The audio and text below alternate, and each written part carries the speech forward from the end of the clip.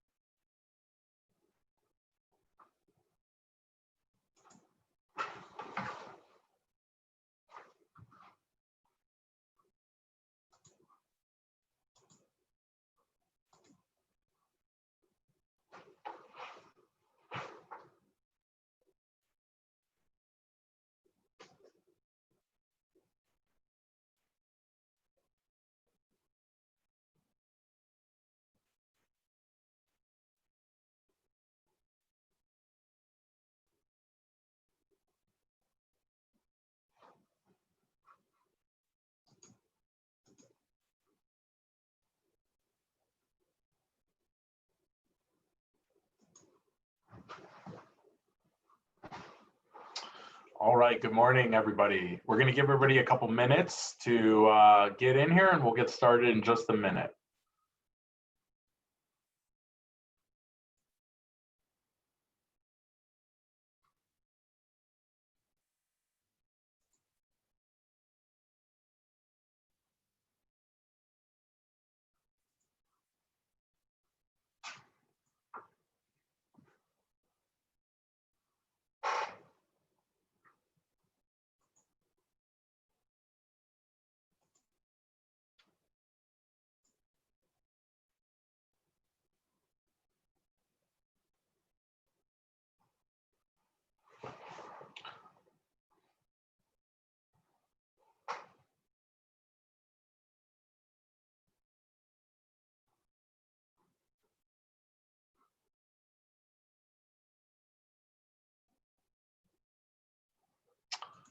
All right, I'm going to get started here.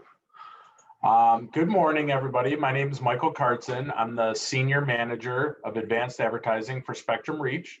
If you're not familiar with Spectrum Reach, we are the advertising arm of Spectrum, the country's second largest TV and internet company.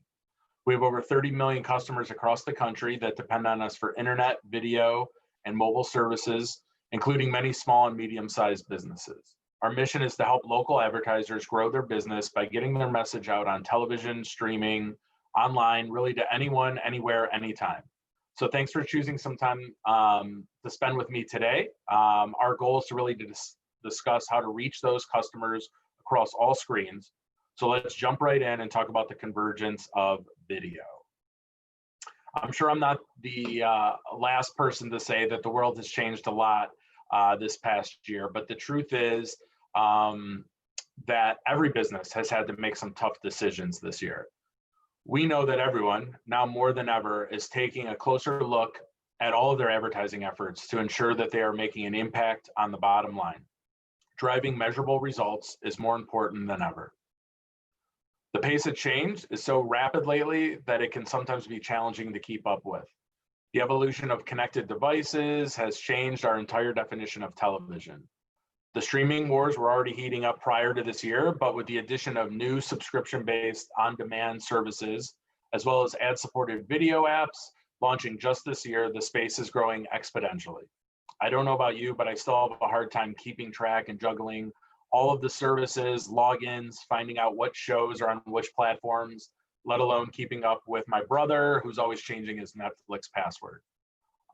Also this year, there's been a huge increase in the time spent online. More and more people are working from home. Families are preparing for a more virtual learning environment.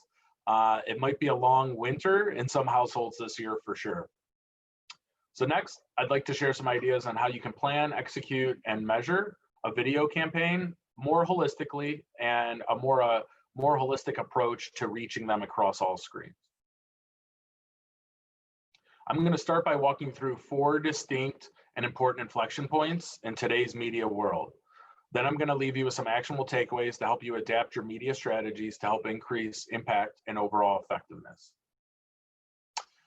So, first inflection point, we know for sure more now than ever, TV is the content, not the hardware. The way we watch TV is continuing to evolve. We can no longer define TV as just that set television in your living room. To viewers, it's anything they can watch anywhere on any device. In fact, as delivery content over the internet is becoming the new norm, the line between traditional television and streaming programming will only continue to blur in the future.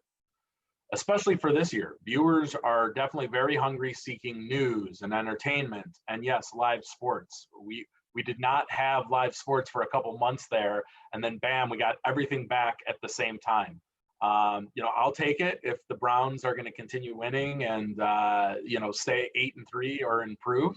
But it was definitely a nice hole or gap that was filled in getting kind of that live sports back this late summer. The best part about all this content is that it's viewable really on any screen, large or small, at any time. Basically from the smallest phone to the biggest flat screen television out there. What's so incredible to think about when you look at how much smartphones cost these days, over $1,000, more than double sometimes, what a really good sized smart TV costs. Video game systems are over $500 now. And believe it or not, more than half the time people spend with video game systems is not to play video games, but rather to stream video content to their big screen or their connected television in their living room. So now it's more important than ever to have a strategy to reach these viewers on any platform or device that they're using. Second, we know the concept of appointment viewing has completely changed. Outside of live sports and newsworthy events, viewers say it's more important to them that they can watch their television shows and movies whenever they want.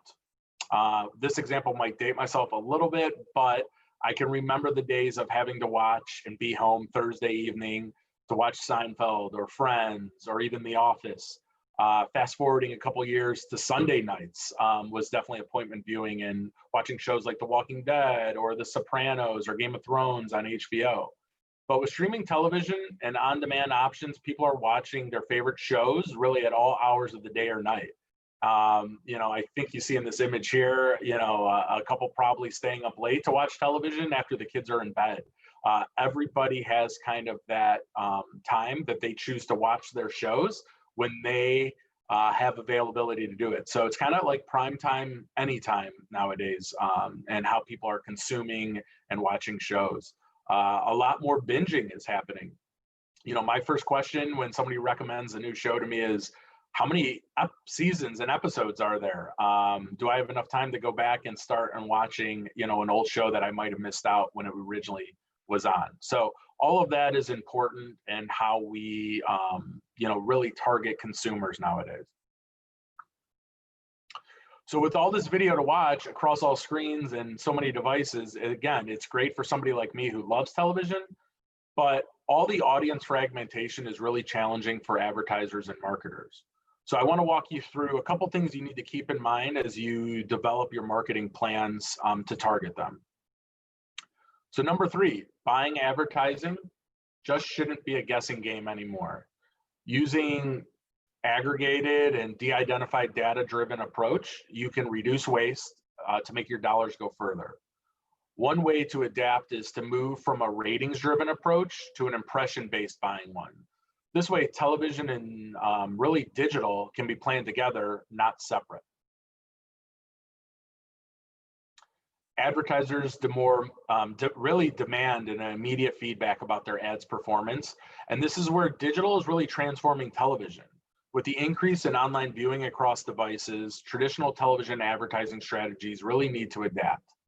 Another advantage of moving from ratings-driven approach to an impression-based buying is that targeting becomes a lot more impactful. Marketers can now make a one-to-one impression with the consumers they want based on their interests, attitudes, and purchase behavior. And if you think about it, that's how we've bought and planned and executed digital campaigns for years with that level of targeting and using an impression-based model to generate clicks. But in this way, we can also focus on impressions when we're planning and targeting a television or a streaming campaign. In order to drive more impactful campaigns, we really need to break down those silos between media strategy and planning. We need to have them both work, really together. If you work with an agency, it's not uncommon that they have a digital team and a separate media planning and buying team, and they don't always talk and strategize together. So instead of being so siloed, they really need to bridge that gap and come together. We're really confusing customers if we have a different brand message and creative strategy across different platforms. So now with TV and digital and OTT really bringing those two together, it's now more important than ever to include that in your strategy. So moving to the fourth and final inflection point, to the audience, the content is the center of attention, not always the device or the app. They're seamlessly moving from a connected television to an app on their phone or to a website to watch their favorite shows or continue watching a show that they stopped. For advertisers, we have to think holistically, especially when it comes to a video strategy, and it's not a matter of either or. Understanding that all video platforms complement each other, the key is focusing on your audience first, and then you can figure out how to build your cross-platform video strategy afterwards. Telling a consistent story across television, streaming, online, and carrying that on to social media is where you can help drive the most conversions today. OTT, and the term OTT is kind of a catch-all term in the space. You'll hear streaming, connected television, OTT. OTT stands for over the top, and really is kind of a catch-all term for anybody watching video or content through a device connected to the internet. So OTT expands really beyond just a connected television in your living room to an iPad or your mobile phone when you're watching any kind of video content connected to the internet. OTT can help extend that reach of television campaigns and deliver households that may have been underexposed solely using just traditional television as the media. Campaigns that utilize both traditional television and streaming enjoy a brand favorability increase of more than double of just an OTT only plan. The power of reach is really utilized when both are used together, and it's something that should be considered. So let's talk about a more practical example and how this would work. For example, a breakfast restaurant, locally wants to build their brand recognition, to let consumers know that they've launched curbside pickup, maybe to make them feel more safe if they prefer not to dine in. They can target them while they're streaming or watching content on their smart televisions, and then follow them online or for a couple days after to increase exposure. After that, we can drive conversion to the business and deliver more conversion-based type messaging. So maybe offers or coupons in ads based on mobile devices, or basically retargeting them and following them with your message to help move them down that purchase funnel. Sales conversions will benefit the most when they're amplified by a branding message. So you can see how there's several touch points working down the funnel to that conversion. Now that I've laid out some of the groundwork, here are some things to keep in mind as you begin to build your plan. It's critical that we think of ourselves as the consumer and not just marketers. Our campaign strategies should reflect changes in consumer behavior, especially considering how COVID has accelerated some trends that we've already started to see over the past couple of years. People are spending more time online. Viewership of streaming and usage across many platforms has exploded. And creating a more humanizing message with your brand and telling better stories is more important than ever. And what better way to do that than with video? You can convey sight, sound, and emotion in that space or using that medium better than ever. So moving forward, I kind of want to talk through some practical ways to apply this knowledge in your day-to-day routine. You want to make sure you can get started building effective cross-market media strategies when you leave here today, and go back and kind of brainstorm the next steps. So there's 5-6 steps here that really talk about media planning and execution, establishing the goals and metrics, specify target audience, define media rationale, develop a platform-aligned message, generate and activate the plan, and then continuous improvement. So we're going to talk a little bit about that and what that looks like on the next couple slides here. So let's start at the beginning. Often clients come to us with big ideas or creative concepts, and that is totally great. But most of the time we need to bring everyone back to the basics, and that is what is the goal. Our job is to help our clients or the agencies we work with succeed, and not only give them what they ask for, but also rather give them what they need. And that always comes back to what is the end goal of the campaign and what message are we trying to convey. First and foremost, most companies, no matter how big or small, they need to raise brand recognition. I get it, brand awareness, brand recognition can kind of sound cliche, but I know that, for us who are in digital marketing, it's all about conversions. And we've grown up in a world where you can measure everything. But remember, if consumers don't recognize or trust your brand, they're less likely to buy or engage with you. This past weekend was Black Friday, Cyber Monday, tons of online shopping. I know just personally, scrolling through social media or being on websites, I was served so many ads. And every once in a while, I will stop and say, oh, that is a cool looking shirt or a pretty cool pair of shoes, but you don't recognize the company or the website at all.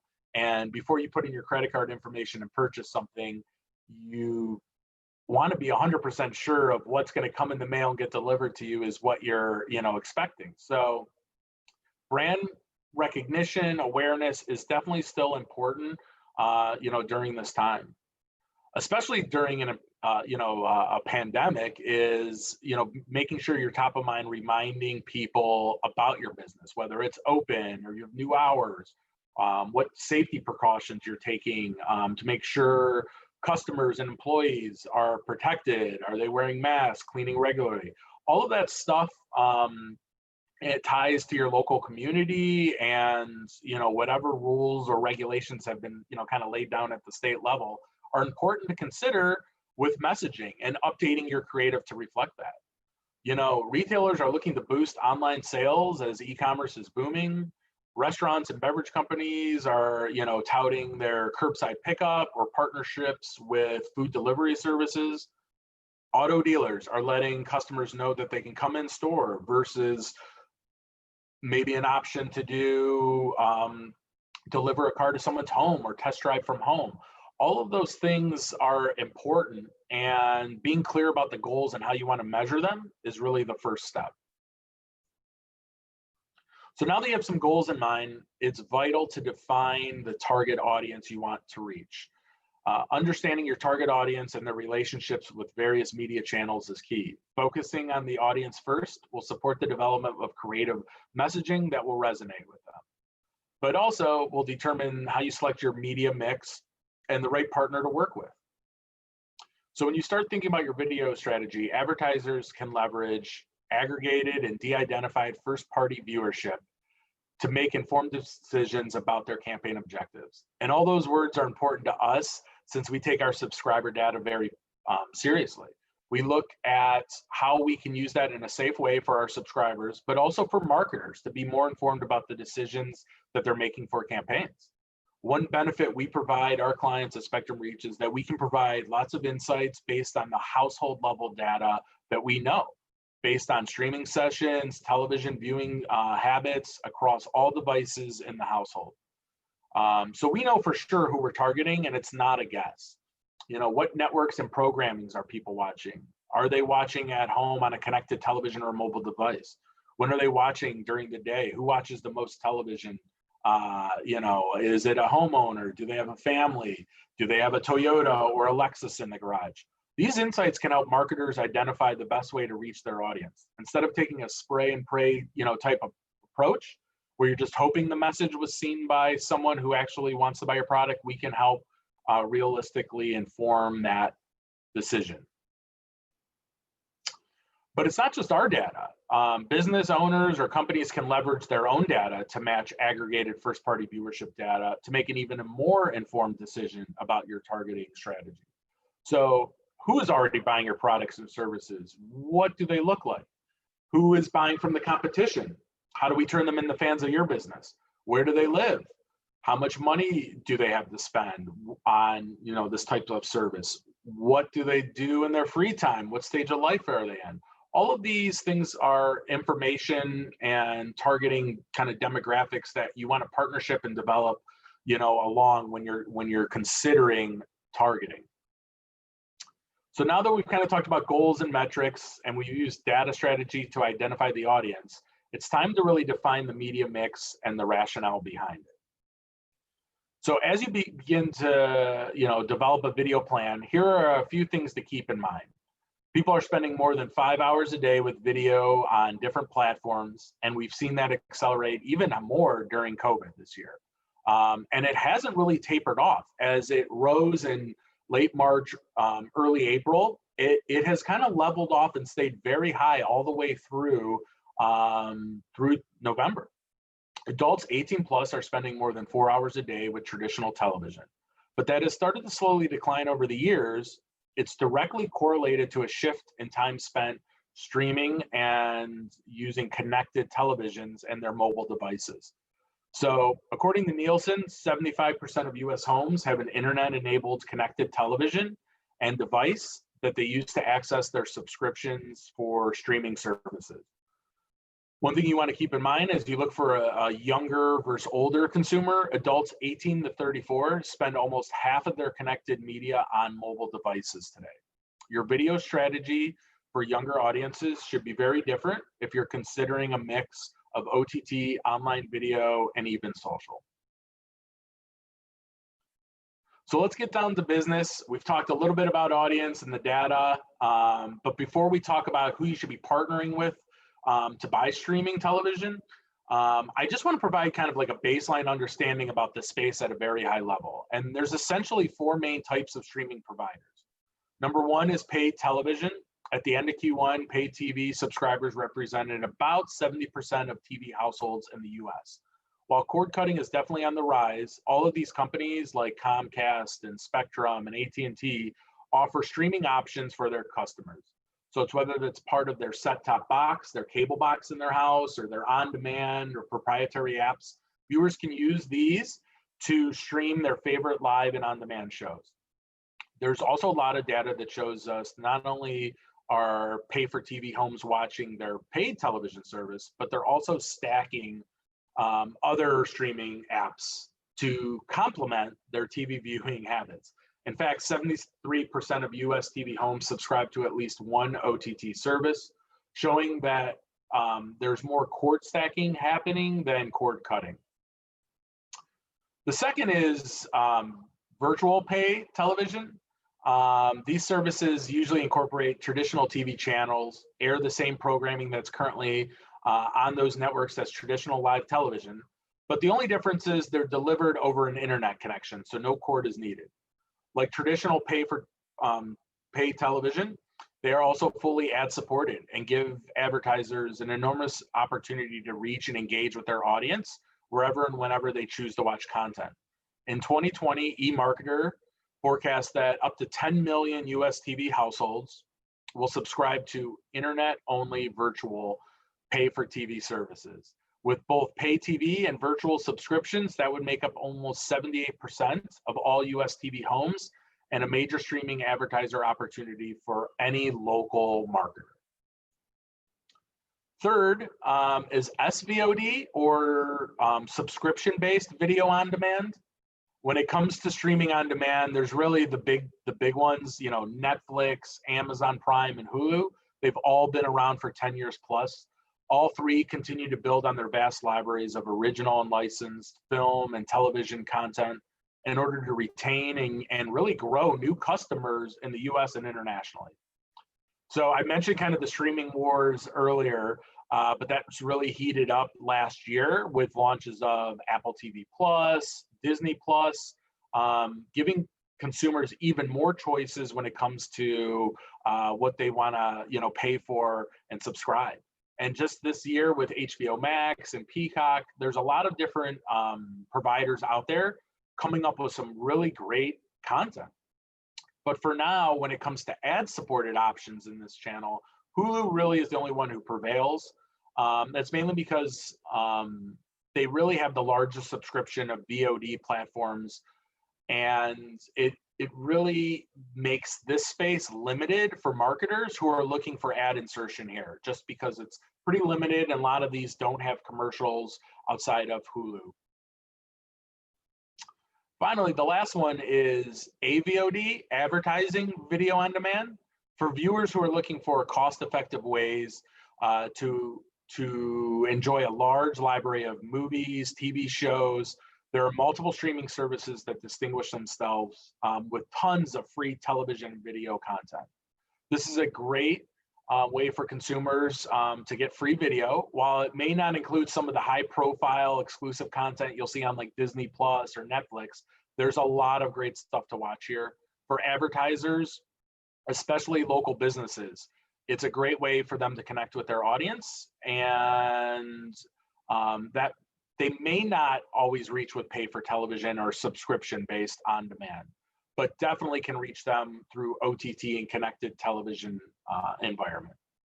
So what's the bottom line? Make sure you understand really which platforms and services allow local advertising and what offer the type of content you expect your streaming television commercials to run in. So next, we want to develop messaging that aligns with each platform. You know, consistency is really key. For example, a 30-second video, really allows for storytelling, whereas like a banner ad might just be able to reinforce a message or drive activation. A 30-second commercial you have for television may not be right for OTT, but it might also not even work for a mobile device. You know, tweaking a shorter message or a shorter 30-second spot to a 15-second spot might work better. Having different versions of various formats is fine, but making sure the overall brand message and call to action are aligned is key. You want to build your media rationale and explain why in each medium like TV, OTT, digital video, social makes sense for the objectives and goals that you set forth in the beginning. At this point, you've done all the groundwork, you've done your due diligence, so congratulations, you're ready to get started. You're aligned with your marketing manager or your marketing team, and you've made practical decisions about your budget and scale. You're now ready to activate your strategy. As you plan your execution strategy, there are a few things to consider before officially launching. Some things to keep in mind. Does your media partner offer the ability to place third-party tags for verification and various attribution capability? Can your partner guarantee that your ads are being seen in brand safe and fraud-free video environment? Brand relevancy is critical, and you also want to make sure you aren't wasting a single dollar. And third is transparency. What kind of reporting does your media partner provide? So you can make sure that your ads are running in the right geography, but also within the correct networks or platforms or apps to align your brand with the audience that you're trying to reach. And finally, once you do launch it, the real fun does start now. You will basically start to get data almost immediately. And it's important to give your campaign the time to generate a response and reach the critical mass of consumers that you're trying to do. Keep your end goal in mind, and learning along the way, paired with a little bit of patience, will go a long way in helping you measure the results of your campaigns. So I really hope this presentation provided some practical learnings as you incorporate streaming advertising into your media mix. Let's break down those barriers between traditional television and digital for this very exciting time in media. So I appreciate everybody's time today. If there's any questions, I'll stay on and answer, but I really appreciate your time, and thank you.